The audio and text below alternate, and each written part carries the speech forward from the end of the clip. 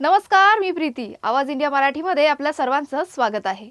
Dabangg star भाईजान म्हणून ओळखला जाणारा सलमान खान आज 60 वर्षांचा होतोय.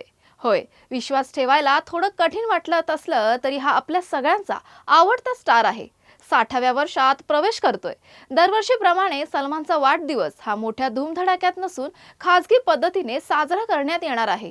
यंदाही त्याने आपला स्पेशल बर्थडे पनवेलमधील फार्म हाऊसवर कुटुंबीय आणि जवळच्या मित्रांसोबत गेट टुगेदरच्या स्वरूपात साजरा केला आहे.